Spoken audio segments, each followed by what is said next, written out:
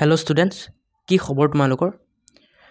আশা কৰোঁ ভালেই, বাট বেছিভাগ ষ্টুডেণ্টৰ ভাল নহ'ব চাগে আজি যোনে যোনে HSLC 2025ৰ ছ'চিয়েল ছায়েন্স মিনছ সমাজ বিজ্ঞানৰ এক্সাম দি আহিছে। মোৰ সৰু ভাইটি এজনে এক্সাম দি আছে। সি যেতিয়া আহি পেলাই ক'লে, দাদা মই 63 পেজ এনেকৈ কিবা এটা ক'লে মানে আহি পেলাই যে 63 পেজ। মই যদি সি জেগা যে 63টা পেজ ল'ল মানে আনচাৰ মানে 63টা পেজ টোটেল সি লিখিলে, মই সেইটো বুলি ভাবিছিলোঁ।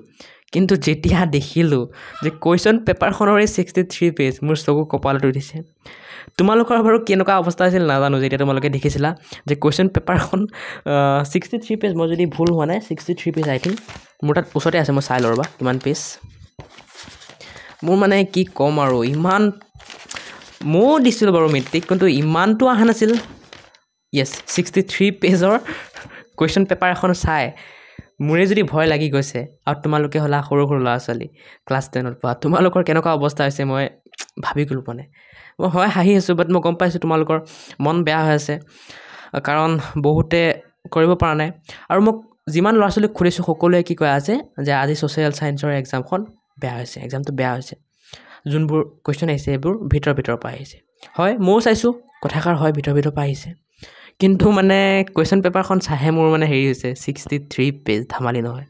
বহুতে কমেণ্টত কৈ আছে যে চেবা বা এছেব নহয়, সেইটো UPSCৰ কুৱেশ্যন পেপাৰ। মোৰো তেনেকুৱা লাগিছে দেখি পেলাই, বাট কি কৰিবা এতিয়া আৰু। চ' এনেকুৱা ভিডিঅ' আৰু ইউটিউবত বহুত বনি আছে, সেইবোৰ আৰু নাচাবা। যি চালা তোমালোকে এতিয়া কি কৰা, যি হৈছে আৰু এইটো ঠিক কৰিব নোৱাৰিবা। হয়, তোমালোকে গৈ পেলাই নেক্সট এক্সামৰ বাবে পঢ়া। যি এক্সাম আছে 3 তাৰিখে বা যি তাৰিখে নহয়, যি এক্সাম আছে সেইটোৰ বাবে পঢ়া। লাষ্ট এক্সাম আছে, ভালকৈ দিয়া, বহুত ধুনীয়াকৈ দিয়া, সেইটো আশা কৰিলোঁ। বাকী হয় মানিছোঁ কুৱেশ্যন পেপাৰখন টাফ আহিছে, যদিও কিবা ডিচিশ্যন ল'ব লগা হয় ল'ব, আৰু যদি ময়ো কিবা গম পাওঁ মই কৈ দিম। বাকী তোমালোকৰ যদি কিবা ডাউট আছে কমেণ্টত সুধিবা, মই ৰিপ্লাই কৰিব ট্ৰাই কৰিম, ঠিক আছে। বাকী এইটো লৈ ইমান টেনশ্যন কৰি লাভ নাই।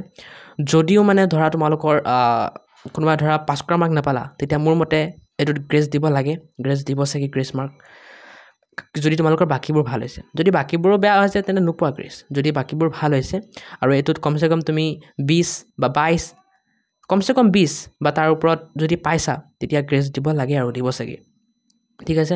চ' টেনশ্যন নকৰি লাভ নাই ইমান, যি হ'ল। নেক্সট এক্সামৰ কাৰণে ভালকৈ পঢ়া, বেষ্ট অফ লাক।